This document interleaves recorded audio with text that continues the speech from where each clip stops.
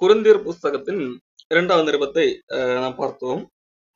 சென்ற வாரத்திலே பவுல் ஆரம்பிக்கும் போதே உபத்திரவம் நல்லது என்கின்ற அடிப்படையிலே அவர் ஆரம்பிக்கிறார். காரணம், நாங்கள் பட்ட உபத்திரவத்தினூடாக கடவுள் எங்களுக்கு ஆறுதல் படுத்துகிறார். அப்படி ஆறுதல் படுத்துவதன் மூலமாக உபத்திரப்படுகிற மற்றவர்களுக்கு கடவுள் கொடுக்கிற ஆறுதலை எங்களால் கொடுக்க முடிகிறது என்று சொல்லுகிறார்.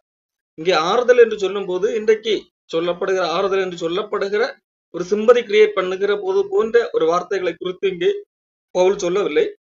மாறாக அந்த உபத்திரவத்தை தாங்குவதற்குரிய பலனை குறித்தும் கடவுள் நம்மோடு கூட அந்த உபத்திரவத்திலே கூட இருக்கிறார் என்கின்ற அந்த மெய்யான உண்மையை குறித்துமே இங்கே ஆறுதல் என்கின்ற வார்த்தையை அவர் சொல்லுகிறார் என்கிறதையும் பார்த்தோம். தொடர்ந்து பவுல் அவருக்கு ஏற்பட்ட அனுபவத்தை குறித்து கூறுகிறார். எந்தெந்த இடங்களிலே அவருக்கு எப்படிப்பட்ட உபத்திரவம் அல்லது பாடு அவருக்கு ஏற்பட்டது என்கிறதை கூறுகிறார். கடவுள் அதிலிருந்தெல்லாம் காப்பாற்றினதை குறித்தும் சொல்லுகிறார். தொடர்ந்து அவர் கூறும்போது, மாம்சத்திற்கேற்ற ஞானத்தோடு நாங்கள் நடவாமல் தேவனுடைய கிருபையினாலே நாங்கள் உலகத்திலேயும் விசேஷமாக உங்களிடத்திலேயும் கபடமில்லாமல் திவ்ய உண்மையோடு நடந்தோம் என்று எங்கள் மனது எங்களுக்கு புகழ்ச்சியாக, எங்களுக்கு சொல்லுகிற சாட்சி எங்களுக்கு புகழ்ச்சியாக இருக்கிறது என்று சொல்றார். அப்போ இங்கே பவுலப்போஸ்தலன் ஒரு காரியத்தை சொல்லுகிறார். நாங்கள் மனசாட்சிக்கு உட்பட்டு உண்மையாக நடந்தோம், கபடமில்லாமல் நடந்தோம், அதுதான் எங்களுக்கு புகழ்ச்சி. நாங்கள் கபடமில்லாமல் நடந்தோம் என்கிறது கூட அது எங்களுடைய ஞானத்துக்கு உட்பட்டு நாங்கள் அப்படி நடக்கவில்லை. தேவனுடைய கிருபையினாலே, கடவுளுடைய இரக்கத்தாலே நாங்கள் அவ்விதமாக நடந்தோம் என்கிறது தான் எங்களுக்குரிய புகழ்ச்சி என்று சொல்லுகிறார். ஏனென்றால் நீங்கள் வாசித்தும் ஒத்துக்கொண்டும் இருக்கிற காரியங்களையே அன்றி வேறு ஒன்றையும் நாங்கள் உங்களுக்கு எழுதவில்லை. முடிவு பரியந்தம் அப்படியே ஒத்துக்கொள்வீர்கள் என்று நம்பியிருக்கிறார். அப்போ பவுல் எதை எழுதியிருக்கிறாரோ அந்த அடிப்படையில தான் பவுல் வாழ்கிறார். அதை ஏற்கனவே கொரிந்து மக்களுக்கு எழுதியும் இருக்கிறார். அப்போ அதை அவர்கள் வாசித்து ஒத்துக்கொண்டும் இருக்கிறார்கள் என்று சொல்லி பவுல் இங்கே அவர்களை குறித்து சொல்லுகிறார். கர்த்தராகிய இயேசு கிறிஸ்துவின் நாளிலே நீங்கள் எங்களுக்கு புகழ்ச்சியா இருப்பது போல நாங்களும் உங்களுக்கு புகழ்ச்சியா இருக்கிறதை ஒருவாறு ஒத்துக்கொண்டிருக்கிறீர்களே. நான் இப்படிப்பட்ட நம்பிக்கையை கொண்டிருக்கிறதுனால் உங்களுக்கு 2ஆம் தரமும் பிரயோஜனம் உண்டாகும்படி முதலாவது உங்களிடத்திலே வரவும், பின்பு உங்கள் ஊர் வழியாய் மக்கதோனியா நாட்டுக்கு போகவும், மக்கதோனியாவை விட்டு மறுபடியும் உங்களிடத்திலே வரவும், உங்களால் யூதேயா தேசத்துக்கு வழிவிட்டு அனுப்பப்படவும் யோசனையாக இருந்தேன் என்று சொல்லி இங்கே பவுல் சொல்றார். இங்க ஒரு பிரச்சனை என்னவென்றால், நாங்கள் எழுதினதை, அந்த பவுல் கடிதம் வழியாக எழுதின செய்தியை ஒத்துக்கொண்டிருக்கிறீர்கள், அதை ஏற்றுக்கொண்டிருக்கிறீர்கள். அந்த அடிப்படையிலே நீங்கள் எங்களுக்கு புகழ்ச்சியாக இருக்கிறீர்கள். பவுலப்போஸ்தலன் தன்னுடைய புகழ்ச்சியாக எதை சொல்லுகிறார் என்று சொன்னால், நான் எழுதி அனுப்பின செய்தியை நீங்கள் ஏற்றுக்கொண்டீர்கள், அதை ஒத்துக்கொண்டீர்கள். அப்போ அதன் நிமித்தமாக நீங்கள் இன்னும் கிறிஸ்துவை அறிகிறீர்களே, வளர்கிறீர்கள், கிறிஸ்துவோடு நெருக்கமாகிறீர்கள். அதுதான் எங்களுக்கு புகழ்ச்சி.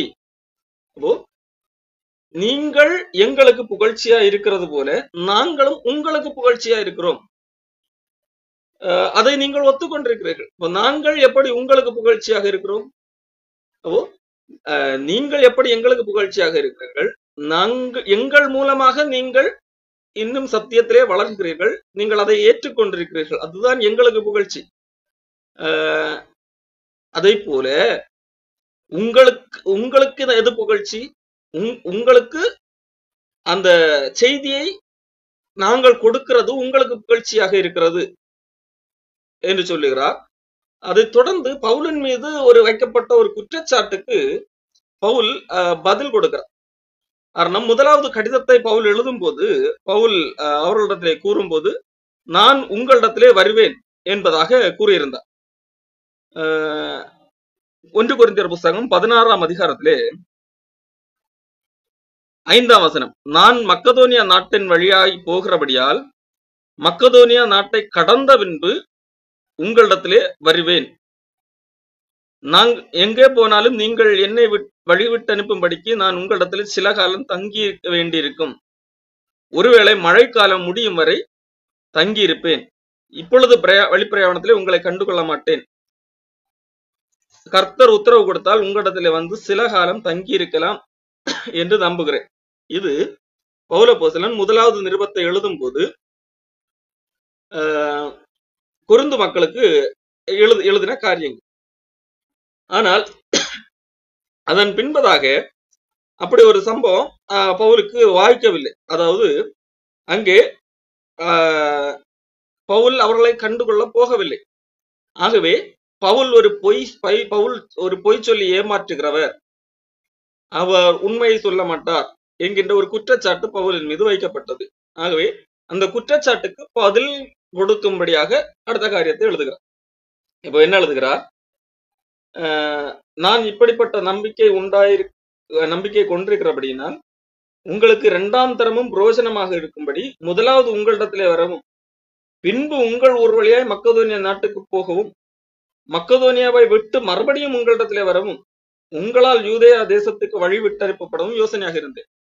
அதாவது மக்கதோனியா தேசத்துக்கு போகும் முன்பதாகவே உங்களிடத்திலே வந்துவிட்டு மறுபடியும் மக்கதோனியா தேசத்திலிருந்து ரிட்டர்ன் வரும்போதும் உங்களிடத்திலே வந்து உங்களிடத்திலே தங்கியிருக்கலாம். அதன் பிறகு உங்களிடத்திலிருந்து யூதேயா தேசத்துக்கு போகலாம் என்கிறதான் என்னுடைய யோசனையாக இருந்தது என்று சொல்லி பவுல் சொல்லுகிறார். இப்போ இப்படி நான் யோசித்தது வீணாக யோசித்தேனோ, அல்லது நீங்கள் அந்த வைக்கிற அந்த குற்றச்சாட்டை அவர்களது ஆம் ஆம் என்கிறதும் அல்ல அல்ல என்கிறதும் என்னிடத்துல இருக்கத்தக்கதாக நான் யோசிக்கிறவைகளை மாம்சத்தின்படி யோசிக்கிறேனோ என்று சொல்லி பவுல் அந்த கேள்வி அவர்கள் பவுலின் மீது வைத்த குற்றச்சாட்டையே பவுல் கேள்வியாக வைத்து இப்பொழுது அதற்கு விளக்கம் சொல்ல இருக்கு.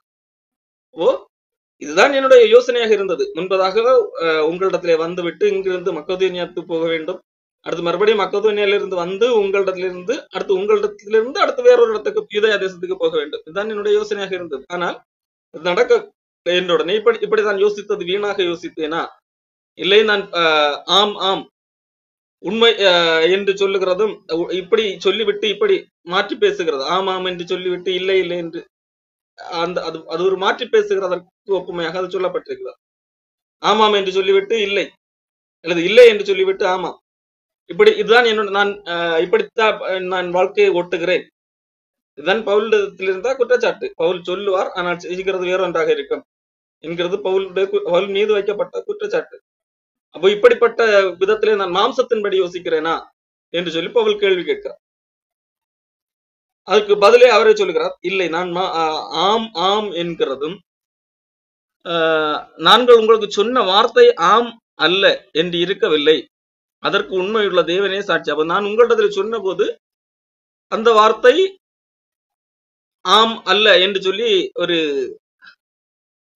ஒரு உறுதியற்ற தன்மையுடையதாக சொல்லவில்லை, அதற்கு தேவனே சாட்சி என்று சொல்லி தன்னை குறித்து அவருடைய எக்ஸ்பிளனேஷனை கொடுக்கிறார். ஏன் வரவில்லை என்கிறதற்கான காரணத்தை பின்பதாக சொல்லுகிறார். அப்போ அவர் மீது வைக்கப்பட்ட குற்றச்சாட்டு பவுல் ஒரு நிலையான நபர் அல்ல. அவர் ஆமாம் என்று சொல்லுவார், இல்லை இல்லை இல்லை ஆகிவிடும், இல்லை என்று சொல்லுவார் ஆமாம் ஆகிவிடும், அவர் மாம்சத்தின்படி யோசிக்கிறார் என்கிறது தான் வைக்கப்பட்ட குற்றச்சாட்டு. காரணம் என்னவென்றால் அவர் யோசனையா அங்கே போகலாம் என்று நினைத்திருந்தார், ஆனால் அது நடக்கவில்லை. அப்படிப்பட்ட சூழல்ல இப்போது பவுல் மீது வைக்கப்பட்ட குற்றச்சாட்டுக்கு அவர் சொல்லுகிறார், நான் உங்களுக்கு சொன்ன வார்த்தை ஆம் அல்ல என்று இருக்கவில்லை, அதற்கு உண்மையுள்ள தேவனே சாட்சி. என்னாலும் சில்வானுவினாலும் தீமோத்தேயுவினாலும் உங்களுக்குள்ளே பிரசங்கிக்கப்பட்ட தேவகுமாரனாகிய இயேசு கிறிஸ்துவும் ஆம் என்றும் அல்ல என்றும் இராமல் ஆம் என்றே இருக்கிறார். அப்போ என்ன பிரச்சனை என்றால் பவுல் இப்படி ஒரு வருகிறேன் இந்த இடத்துக்கு கொரிந்துக்கு வருகிறேன் என்று சொல்லி வரவில்லை என்கிறதற்காக பவுல் கூறின ஒட்டுமொத்த வார்த்தைகளும் இயேசு கிறிஸ்துவை பற்றி கூறின சத்தியங்கள், சுவிசேஷம், இது எல்லாமே கூட என்னது இப்படித்தான் பவுலை போலதான் ஆம் அல்ல, அது உண்மையாகவும் இருக்கலாம் பொய்யாகவும் இருக்கலாம், ஒரு ரிலேபிளானது கிடையாது, உறுதியானது கிடையாது என்கிறது போல சிலர் பரப்பினார். ஆகவே தான் சொல்லுகிறார், நாங்கள் பேசின வார்த்தை அப்படி இருக்கவில்லை, ஆம் அல்ல என்று சொல்லி ஒரு ரிலேபிள் இல்லாத தன்மையாக, நம்பகத்தன்மை அற்றதாக இருக்கவில்லை. அதற்கு தேவனே சாட்சி. என்னால் ஆகட்டும், அல்லது சில்வானுவனாகட்டும், அல்லது தீமோத்தேயு மூலமாக ஆகட்டும், உங்களுக்குள்ள பிரசங்கிக்கப்பட்ட தேவகுமாரனாகிய இயேசு கிறிஸ்துவும் ஆம் என்றும் அல்ல என்றும் இராமல், அதாவது இங்கே ஆற்றிலே ஒரு கால் சேற்றிலே ஒரு கால் அப்படிப்பட்ட நிலையிலே இல்லாமல் ஆம் என்றே இருக்கிறார். ஆம் என்று சொன்னால் ஆம் மட்டும்தான் என்று சொல்லி அவர்களுக்கு விளக்கப்படுத்துகிறார்.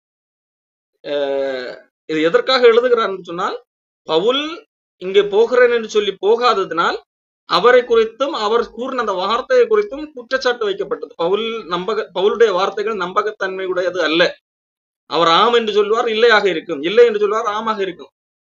அப்போ என்கின்ற அடிப்படையிலே பவுலுடைய வார்த்தையை கேள்விக்குள்ளாக்கும் விதத்திலே சிலர், கொரிந்து மக்கள் எல்லாரும் இல்ல, சிலர் அங்கே புகுந்து கலகம் உண்டாக்க பார்த்தார்கள். அதை பவுல் கேள்விப்பட்டுதான், யார் மூலமாக கேள்விப்பட்டார் என்று சொன்னால், இடையிலே பவுல் தீத்துவை அனுப்பியிருந்தார் கொரிந்து பட்டணத்திற்கு. அப்போ தீத்து மூலமாக கேள்விப்பட்ட செய்தியின் அடிப்படையில் தான் இந்த கடிதத்தை எழுதுகிறார். அப்போ தீத்து இங்கே கொரிந்துவிலே இது எங்கே என்ன நடந்திருக்கிறது என்கிறதை விளக்கப்படுத்தி சொல்லுகிறார். அப்போ அந்த அடிப்படையில தான் இந்த கடிதத்தை பவுல் அப்போஸ்தலன் எழுதுகிறார். அப்போ என்னுடைய வார்த்தை அப்படி இருக்கவில்லை, அதற்கு தேவனே சாட்சி. மட்டுமல்ல, எங்களால் பிரசங்கிக்கப்பட்ட தேவகுமாரனாகிய இயேசு கிறிஸ்துவும் அப்படி இருக்கவில்லை. நான் வரவில்லை என்பதற்காக, வருகிறேன் என்று முடிவெடுத்து வரவில்லை என்கிறதற்காக நீங்கள் ஒட்டுமொத்தமாக என்னுடைய வார்த்தையோ இல்லை நான் என்னால் பிரசங்கிக்கப்பட்ட இயேசு கிறிஸ்துவையோ கூட அதே போன்று ஒப்பிடக்கூடாது என்கிறதான் பவுலுடைய நோக்கமாக இருந்தது. எங்களால் தேவனுக்கு மகிமை உண்டாகும்படி தேவனுடைய வாக்குத்தத்தங்கள் எல்லாம் இயேசு கிறிஸ்துவுக்குள் ஆம் என்றும் அவருக்குள் ஆமென் என்றும் இருக்கிறது என்று சொல்லி பவுல் இங்கே சொல்லுகிறார். அப்போ எங்களால் தேவனுக்கு மகிமை உண்டாக தேவனுடைய வாக்குத்தத்தங்கள் எல்லாம் இயேசு கிறிஸ்துவுக்கு, அப்போ ஆம் என்றும் ஆமென் என்றும் இருக்கிறது, ஆம் என்றும் இல்லை என்றும் இல்லை. ஒருவேளை நடக்கலாம், அப்படி இல்லை, கண்டிப்பாக ஆம் தான். நாங்கள் கூறின வார்த்தைகள், அப்போ தேவன் இதை செய்வார் என்று கூறின வார்த்தைகள், எங்களுடைய பிரசங்கத்தின் மூலமாக இயேசு கிறிஸ்துவை விசுவாசித்தால் ஆக்கினை தீர்ப்பு இல்லை, இதுதான் பிரசங்கம். அப்போ நித்திய ஜீவன் உண்டு, இதுதான் பிரசங்கம். அப்போ இந்த இப்படிப்பட்ட வாக்கு தத்தங்கள் எல்லாம் ஆம் என்றும் ஒருவேளை உண்டு ஒருவேளை இல்லை என்கின்ற அடிப்படையில அல்ல, கண்டிப்பாக ஆம் தான். தேவனுடைய வாக்கு தத்தங்கள் எல்லாம் இயேசு கிறிஸ்துவுக்குள் ஆம் ஏன் என்றும் ஆம் என்றும் ஆமேன் என்றும் அப்படியே ஆகட்டும் என்றுமே இருக்கிறது, மாறாக ஆம் என்றும் அல்ல என்றும் இல்லை என்று சொல்லி பவுல் உறுதிப்படுத்தி கூறுகிறார். காரணம், அதற்கு காரணத்தை பவுல் எழுதுகிறார். உங்களோடு கூட எங்களையும் கிறிஸ்துவுக்குள் ஸ்திரப்படுத்தி நம்மை அபிஷேகம் பண்ணினவர் தேவனே. நம்மை கிறிஸ்துவுக்குள்ளாக தேவன் ஸ்திரப்படுத்தி இருக்கிறார், ஸ்திரப்படுத்தி அவருக்குள்ளாக மூழ்கடித்திருக்கிறார். அபிஷேகம் பண்ணி இருக்கிறார், மூழ்கடித்திருக்கிறார், அதை அவருக்குள்ளாக்கி இருக்கிறார். ஆகவே அவருடைய வார்த்தை, எங்களால் பிரசங்கிக்கப்பட்ட அந்த வார்த்தை ஒரு நம்பகத்தன்மைக்கு அப்பாற்பட்டது அல்ல, நம்பகத்தன்மை அற்றது அல்ல, அன்ரிலேபிள் அல்ல, அது ரிலேபிள் என்கிறதை பவுல் இங்கே சொல்ல வருகிறார்.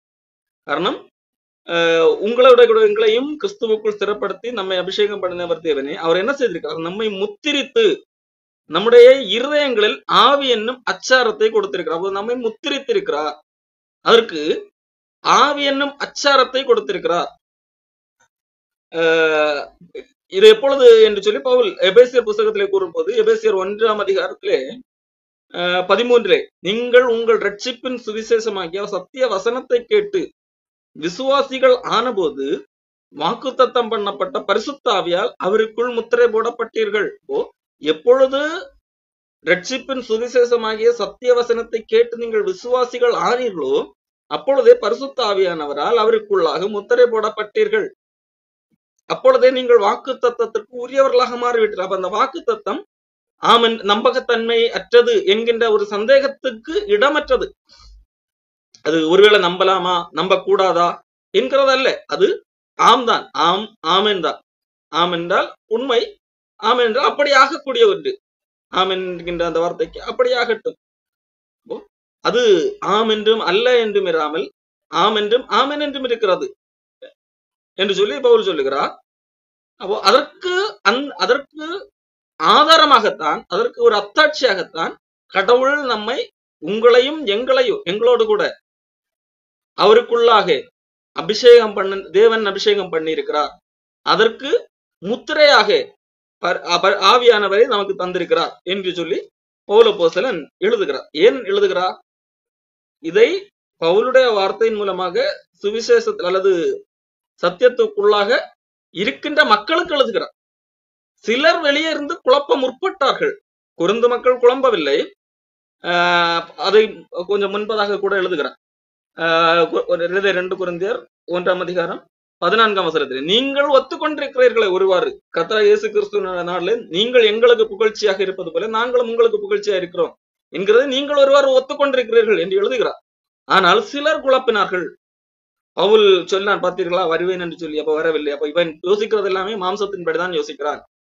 அவன் ஆம் என்றும் ஆமன் இல்லை இல்லை என்றும் என்கின்றது அந்த இரண்டும் கெட்ட மனதில் தான் இருக்கிறான். அவனுக்குள்ளாக கடவுளுடைய ஆவி இல்லை என்கின்ற ஒரு புரளியை கிளப்பினார்கள். ஆகவே பவுல் அங்கே போகிறது போகவில்லை என்கிறது சந்தர்ப்ப சூழ்நிலையிலாக வரும். நாம் வருகிறேன் என்று சொல்லுகிறோம், வரக்கூடிய வாய்ப்பு இல்லை என்றால் போக முடியாது. அதை வைத்துவிட்டு பவுல் மூலமாக சொல்லப்பட்ட வார்த்தைகளை நம்பத்தகுந்தது அல்ல, பவுல் மூலமாக கடவுள் கொடுத்த வாக்குத்தத்தங்கள் உண்மையானது அல்ல என்கின்ற ரீதியிலே பொய்யர்கள் பரப்பினவர்களாக காணப்பட்டார்கள். இது எப்போ எல்லா காலத்திலும் இருக்கக்கூடிய ஒன்றுதான். பேதுருவின் காலத்திலே பேதுரு தன்னுடைய நிருபத்தில் எழுதும்போது கூட இதை குறித்து எழுதுகிறார். 2 கொரிந்தியர் புஸ்தகம் 3:3 3 நீங்கள் அறிய வேண்டியது என்ற கடைசி நாட்கள் பரியாசக்காரர் தங்கள் சுய இச்சையின்படியே நடந்து அவர் வருவார் என்று சொல்லுகிற வாக்குத்தத்தம் எங்கே? பிதாக்கள் நித்திரை அடைந்த பின்பு சகலமும் சிருஷ்டிப்பின் தோற்றம் முதல் இவ்விதமாக இருக்கிறதே என்று சொல்வார்கள். அப்போ கடவுளுடைய வாக்குத்தத்தம் எல்லாம் என்னது? பொய் தான்.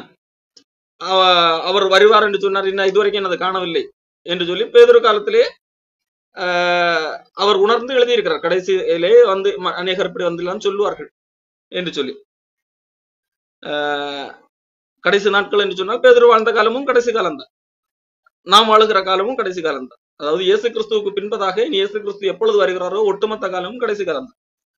அப்போ ஆனால் அதற்காக கடவுளுடைய வாக்குத்தத்தம் பொய்யாகி விடுமா என்று கேட்டால் இல்லை. அதே பவுல் பேதுரு எங்கே எழுதுகிறார்?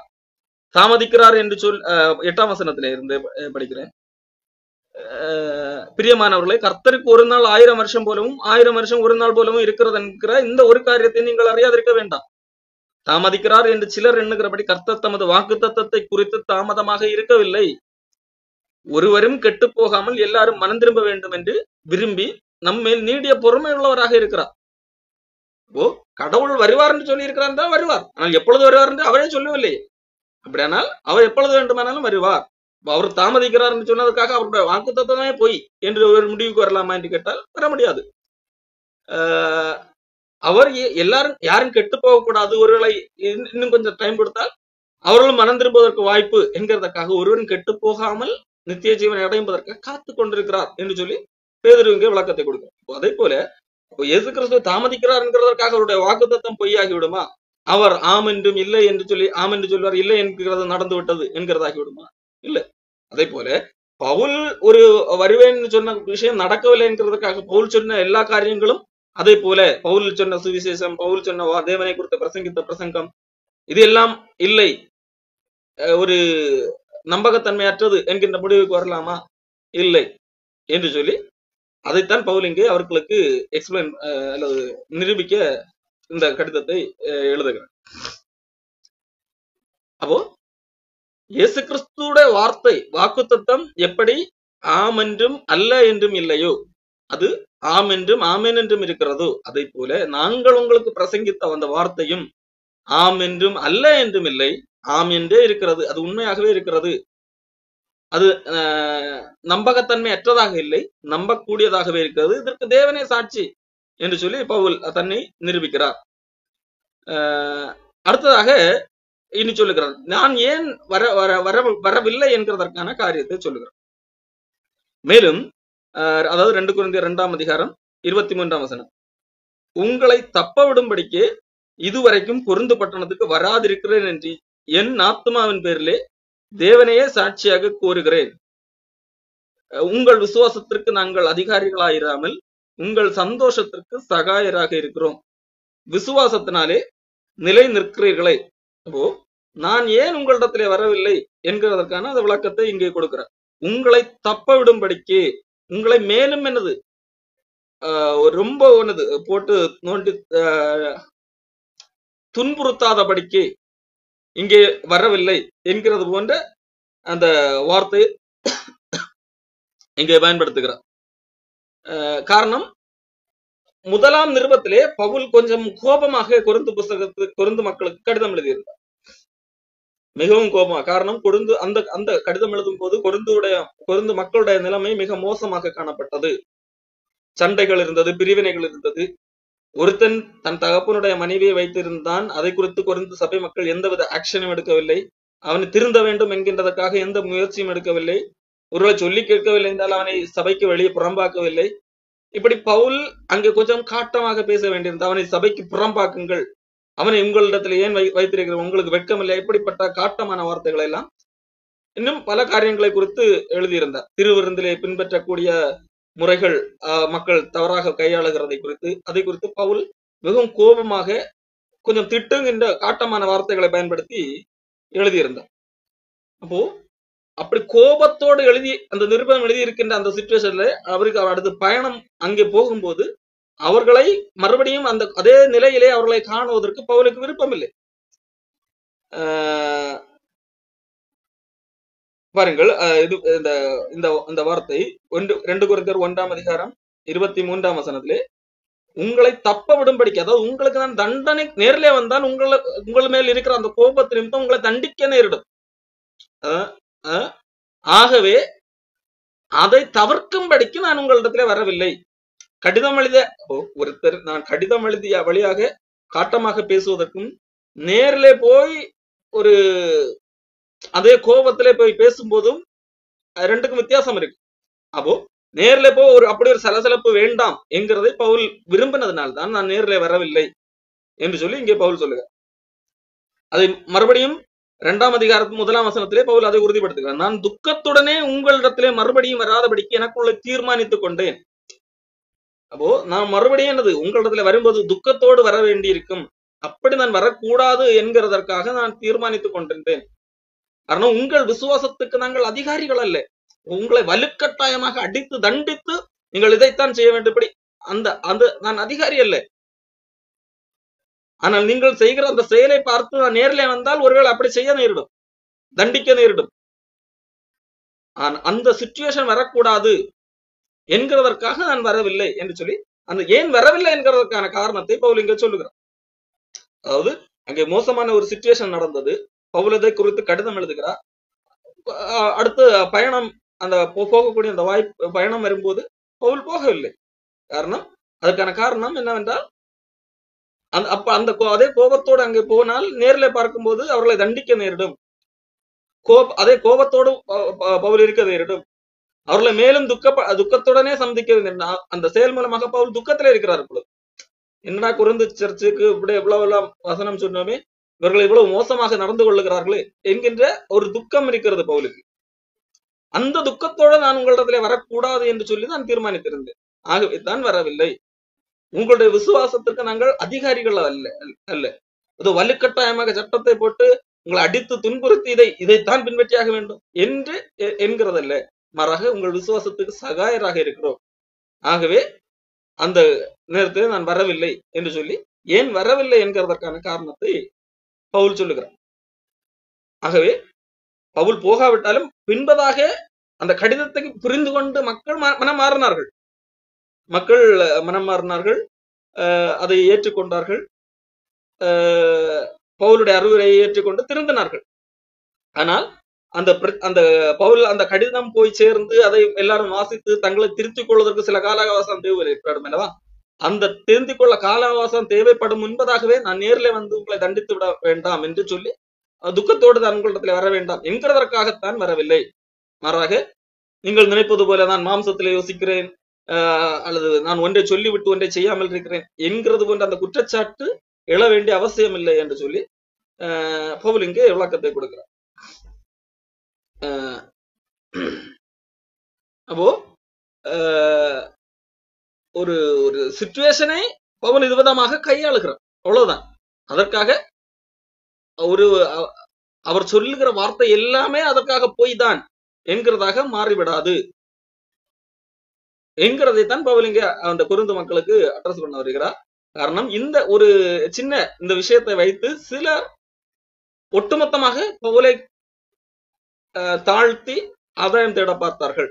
பவுல் சொல்லுகிற எல்லாமே போய் தான், பார்த்தீர்களா, இவன் வரவேன்னு சொன்னா வரவில்லை, அப்படி பார்த்தா பவுல் சொன்ன இதுவரைக்கும் சொன்ன எல்லாமே போய் தான் என்கின்ற லெவலுக்கு அவர்கள் போனார்கள். அப்போ பவுல் கடவுளின் பெயரிலே சொன்ன வாக்கு தத்தங்களும் என்னதுதான், பொய்கள் தான்.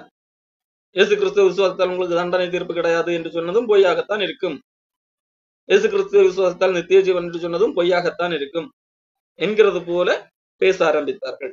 ஆகவே தான் பவுல் சொல்லுகிறார், இல்லை இல்லை அப்படி கிடையாது என்று சொல்லி தன்னுடைய பக்க நியாயத்தை எடுத்து கூறுகிறார். நான் ஏன் வரவில்லை என்கிறதற்கான அந்த நியாயத்தை கூறுகிறார். இதற்கும் நாங்கள் பிரசங்கித்ததற்கும் சம்பந்தம் கிடையாது. ஒரு இடத்திற்கு போகிறோம் என்று திட்டமிட்டு போகாததற்கும் போக முடியாததற்கும் நாங்கள் இயேசு கிறிஸ்துவை பற்றி பிரசங்கித்ததற்கும் என்ன இல்லை, லிங்க் பண்ணி என்னது இது நடக்கவில்லை, ஆக இதுவும் பொய் என்று சொல்லி சொல்லக்கூடாது என்கிறதை தான் பவுல் இங்கே சொல்ல வருகிறார்.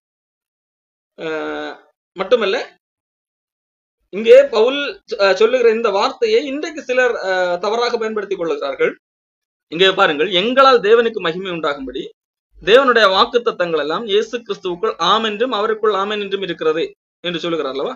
இங்கே எங்களால் தேவனுக்கு மகிமை உண்டாகும்படி தேவனுடைய வாக்கு தத்தங்கள் எல்லாம், தேவன் நமக்கு வேதாகமத்திலே வாக்கு தத்தங்கள் எல்லாம், அந்த வாக்கு தத்தங்கள் எல்லாம் இயேசு கிறிஸ்துவுக்குள் ஆம் என்றும் ஆமென் என்றும் இருக்கிறது. இந்த வார்த்தை இன்றைக்குள்ள கிறிஸ்தவ போதகர்கள் எப்படி பயன்படுத்துகிறார்கள் என்று சொன்னா, எல்லா வாக்கு தத்தங்களையும் இன்றைக்கு எடுத்து இந்த மாதம் இந்த வாக்கு தத்தம், அந்த மாதம் அந்த வாக்கு தத்தம் என்று சொல்லி பேசுகிறார்கள். அதற்கு இந்த வசனத்தை ஆதாரமாக எடுக்கிறார்கள். அதைத்தான் இந்த வசனம் உறுதிப்படுத்துகிறதா என்று கேட்டால் இல்லை. அது பழைய ஏற்பாட்டிலே இஸ்ரவேல் மக்களுக்கு கொடுக்கப்பட்ட வாக்கு தத்தம். அது அந்த மக்களுக்கு கொடுக்க வாக்கு தத்தம். இங்கே பவுல் எதை குறித்து பேசுகிறார்? பவுல் மூலமாக மக்களுக்கு சொல்லப்பட்ட வார்த்தைகளை, அதை குறித்தான் இங்கே பவுல் பேசுகிறார். கடவுள் நமக்கு கொடுத்திருக்கிற வாக்கு தத்தம் புதிய ஏற்பாட்டிலே சொல்லப்பட்டிருக்கு. நான் உங்களோடு உலகத்தின் முடிவு வரைந்தும் இருப்பேன். ஆவியை குறித்து சொல்லப்பட்ட வாக்கு தத்தம், என்னை விசுவாசிக்கிறவன் என்னிடத்திலிருந்து ஜீவ தண்ணீர் உள்ள நதிகள் புறப்படும் இயேசு கிறிஸ்து சொன்னார். தம்மை விசுவாசிக்கிறவர்கள் அடைய போகிற ஆவியை குறித்து இப்படி சொன்னார் என்று சொல்லி எழுதப்பட்டிருக்கிறது. மட்டுமல்ல, பல இடங்களிலே இந்த ஆவியை குறித்து சொல்லப்பட்ட வாக்கு தத்தம் என்கின்ற அந்த வார்த்தை வருகிறது. இப்போ நித்திய ஜீவனை அளிப்பேன் என்கிறதே வாக்கு தத்தம் என்று சொல்லி யோவான் எழுதுகிறார். இப்போ இயேசு கிறிஸ்துவை விசுவாசிப்பதன் மூலமாக கடவுள் நமக்கு ஒரு வாக்கு தத்தத்தை தந்திருக்கிறார், நிலையான ஒரு வாழ்வை தந்திருக்கிறார். இந்த வாக்கு தத்தம் பவுல் சொல்லுகிற அந்த சுவிசேஷத்துக்குள்ளாக அடங்கி இருக்கிறது. இந்த தேவன் கொடுத்த வாக்கு தத்தம் இது கிறிஸ்துவுக்குள்ளாக உண்மையா பொய்யா என்கிறதைத்தான் இங்கே பவுல் சொல்ல வருகிறார். காரணம், சிலர் பவுல் சொன்னது எல்லாமே பொய் என்று சொல்லி வரும்போது அதெல்லாம் பொய் அல்ல, உண்மை என்கிறது தான் இங்கே பவுல் சொல்ல வருகிறாரே தவிர, நமக்கு விருப்பமான ஏதாவது ஒரு வசனத்தை எடுத்து வைத்துக் கொண்டு இது இந்த வாக்கு தத்தம், அதற்கு இந்த வசனம் சாட்சி என்று சொல்வது தேவையற்ற ஒரு தவறான ஒரு ஒப்பீடு. உதாரணத்துக்கு, சாத்தான் ஒரு வசனத்தை எடுத்துக்கொண்டு இப்படி சொல்லலாம், சங்கீதம் 91 உம்மை காக்கும்படி தூதர்களுக்கு கட்டளையிடுவார் என்று வசனத்தில் எழுதப்பட்டிருக்கு. ஆகவே நீங்கள் கீழே இருந்து குதியுங்கள், தூதர்கள் தாங்குவார்கள் என்று சொல்லி இயேசு கிறிஸ்துவத்திலே சொன்னாங்க. அதை போன்று ஒப்புமைப்படுத்துவதுதான். இயேசு கிறிஸ்து அதை ஒரு வாக்குத்தத்தமாக இருக்கிறது என்று சொல்லி பிடித்துக் கொண்டு கீழே குதித்தாரா? இல்லை. அப்போ அதே போலத்தான் இன்றைக்குள்ள போதகர்கள் வசனத்தை தவறாக கையாளுகிறார். பவுல் இந்த இடத்துல சொன்னது, அவர் தன்னை குறித்து தன்னின் மேல் ஒரு குற்றச்சாட்டு வைக்கப்பட்டது, அது கூட பவுல் பிரசங்கித்த அந்த வார்த்தைகளை குறித்தும் நம்பகத்தன்மையை உருவாக்க முற்பட்டார்கள். அதை குறித்து விளக்கம் கொடுக்கும் போது சொன்ன வார்த்தை இது, எங்களுடைய வார்த்தைகள் ஆம் என்றும் அல்ல என்றும் இல்லை, நம்பகத்தன்மையற்றதாக இல்லை, அது நம்பத்தக்கது. இயேசு கிறிஸ்துடைய தேவனுடைய வாக்கு தத்தங்களும் இயேசு கிறிஸ்துவுக்குள் ஆமென் என்றும் தான் இருக்கிறது, அது நம்பத்தக்கதாகத்தான் இருக்கிறது என்று சொல்லி அது தன் மீது வைக்கப்பட்ட அந்த குற்றச்சாட்டுகளுக்கு பதிலாக சொல்லுகிற வார்த்தை. ஆகவே ஒரு சிச்சுவேஷன்ல ஒரு இடத்துக்கு வர முடியவில்லை என்கிறதற்காக நாங்கள் சொன்ன ஒட்டுமொத்த வார்த்தைகளை நீங்கள் புறக்கணிப்பீர்கள், அது பொய் என்று சொல்லி முத்திரை குத்துவீர்கள் என்று சொன்னால் அது தவறு. நான் ஏன் வரவில்லை என்று சொன்னால் எங்களால் நீங்கள் துக்கம் உண்டாக்கும் விதமாக நடந்து கொண்டீர்கள். ஆகவே நான் உங்களை கடிதத்தின் மூலமாக துக்கப்படுத்தி விட்டு நான் நேரில் வந்தால் உங்களுக்கு தண்டிக்க வேண்டி இருக்கும். அந்த சிச்சுவேஷன் வரக்கூடாது என்கிறதற்காக நான் அந்த பிரயாணத்தை அங்கே வருவதை அவாய்ட் பண்ணேன். உங்களுக்கு கொஞ்சம் நீங்களாகவே சிந்தித்து உணர்ந்து உங்களுக்கு தேவையானதை கடிதம் மூலமாக எழுதிவிட்டேன். அதை உணர்ந்து நீங்கள் மனம் திரும்ப வேண்டும் என்று சொல்லி கொஞ்சம் கால அவகாசம் தர வேண்டும் என்பதற்காக நான் வரவில்லை. ஆகவே அந்த துக்கமான நீங்கள் என்னை துக்கப்படுத்தி விட்டீர்கள் உங்கள் செயல்கள் மூலமாக. அந்த துக்கத்தோடு உங்களிடத்துல வர வேண்டாம் என்றுதான் தீர்மானித்தேன், அவ்வளவுதான். காரணம் நாங்கள் விசுவாசத்திற்கு அதிகாரிகள் அல்ல. அதாவது வலுக்கட்டாயமாக நீ இதை செய்ய வேண்டும் என்று சொல்லி தண்டித்து இந்த காரியத்தை வைக்க வேண்டும் என்று நான் நினைக்கவில்லை. சகாயராக இருக்கிறோம். உங்களுக்கு தேவையான அறிவுரைகளை கடிதம் மூலமாக தந்து விட்டேன். நீங்கள் அதை ரியலைஸ் பண்ணி நீங்கள் மனம் திரும்ப வேண்டும், அதற்கு உங்களுக்கு கால அவகாசம் தர வேண்டும் என்கிறதற்காகத்தான் நான் வரவில்லை என்கிறதை பவுல் இங்கே தெளிவுபடுத்துகிறார். தொடர்ந்து அடுத்த வாரத்திலே அடுத்த பகுதி 2ஆம் அதிகாரத்தில் இருந்து பார்க்கலாம்.